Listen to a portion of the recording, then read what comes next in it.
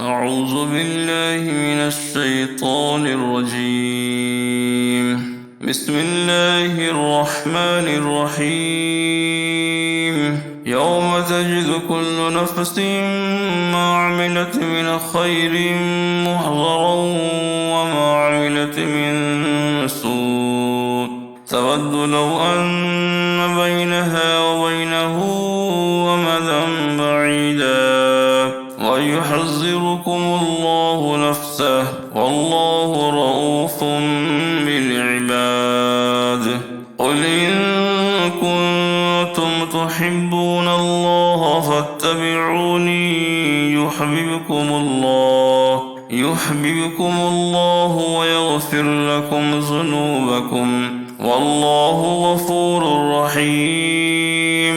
قل أطيعوا الله والرسول فإن تولوا فإن الله لا يحب الكافرين. إن الله اصطفى آدم ونوحا وآل إبراهيم وآل عمران على العالمين ذرية بعضها من بعد والله سميع عليم. إذ قالت امرأة عمران رب إني نذرت لك ما في بطني محررا فتقبل مني إنك أنت السميع العليم. فلما وضعتها قالت رب إني وضعتها أنثى والله أعلم بما وضعت وليس الذكر كالأنثى وإني سميتها مريم وإني أعيذها بك وذريتها من الشيطان الرجيم. فتقبلها ربها بقبول حسن وأنبتها نباتا حسنا وكفلها زكريا. كلما دخل عليها زكريا المحراب وجد عندها رزقا قال يا مريم أنى لك هذا قالت هو من عند الله إن الله يرزق من يشاء بغير حساب. هنالك دعا زكريا ربه قال رب هب لي من لدنك ذرية طيبة إنك سميع الدعاء. فنادته الملائكة وهو قائم يصلي في المحراب أن الله يبشرك بيحيى مصدقا بكلمة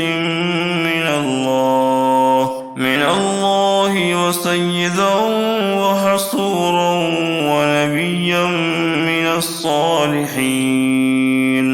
قال رب أنى يكون لي غلام وقد بلغني الكبر وامرأتي عاقر قال كذلك الله يفعل ما يشاء. قال رب اجعل لي آية قال آيتك ألا تكلم الناس 3 أيام إلا رمزا واذكر ربك كثيرا وسبح بالعشي والإبكار. وإذ قالت الملائكة يا مريم إن الله اصطفاك وطهرك واصطفاك على نساء العالمين. يا مريم اقنتي لربك واسجدي واركعي مع الراكعين. ذلك من أنباء الغيب